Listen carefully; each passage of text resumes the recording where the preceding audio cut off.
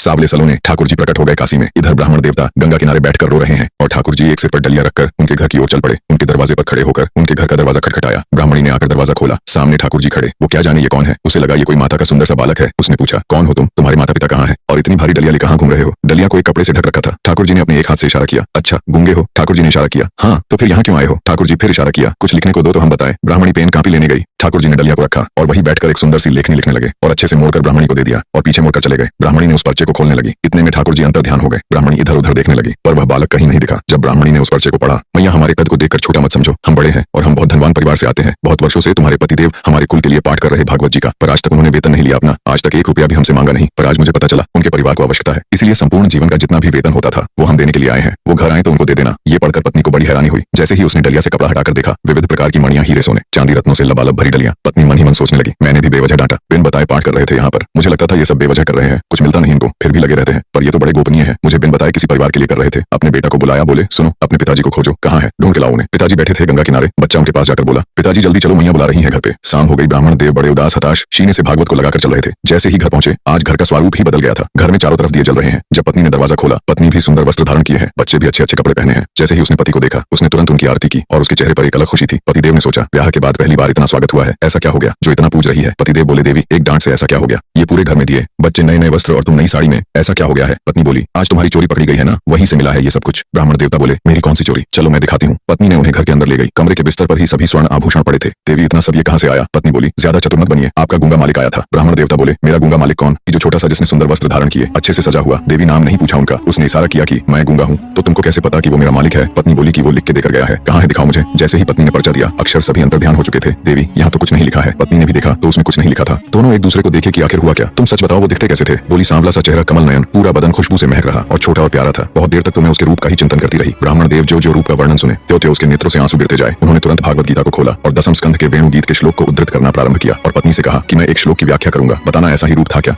परहापीडम नटवर वपु कर्णयोः कर्णिकारं बिभ्रद्वास कनकपिशं वैजयन्तीं चमालां रणध्रान वेणुरथ सुधया पूरयण गोपवृंदे वृंदारण्यं स्वपदरमणं प्राविशद गीतकीर्ति। उन्होंने एक ही कान में कुंडल पहना था और एक ही कान में कन्नेर का पुष्प लगा था। ब्राह्मणी बोली, हाँ, एक कान में कन्नेर का पुष्प था, गले में 2 स्वर्ण की माला और एक वैजयंती माला थी। हाँ, उनके गले में वैजयंती माला थी। पीतांबरी ऐसी चमक थी मानो सूर्य को भी लज्जा हो जाए। हाँ, बिल्कुल ऐसी ही थी। उनके नेत्रों को देख लगता था कि मानो हम इनके नेत्रों में कहीं खो न जाए। बोली, हाँ ऐसा ही रूप था। ब्राह्मण देव चरणों में गिर गए। देवी वो कोई और नहीं, साक्षात्कार योगेश्वर श्री कृष्ण आए थे। साक्षात्कार वृंदावन चंद्र श्री ठाकुर जी आए थे और वो तुमसे कह के गए कि मैंने बाल्यकाल से उनके घर के लिए पाठ किया, क्योंकि मैंने पाठ निष्काम भाव से किया। मैंने कोई कामना नहीं रखी। निष्काम भाव की सेवा ही ठाकुर जी को सर्वत्र प्रिय होती है। मेरे जीवन भर के पाठ का वो स्वयं मूल्य देने आए थे। जो जैसी मजदूरी करता है भगवान उसे वैसी ही मजदूरी देते हैं। बस यही वो क्षण था। ब्राह्मण देव की पत्नी ने पूरा जीवन भगवान को सौंप दिया और उनकी शरण में चली गई। भागवत कोई ग्रंथ नहीं है, कोई किताब नहीं है, कोई पोथी नहीं है और ना ही कोई अतिशयोक्ति है। हमें पुराण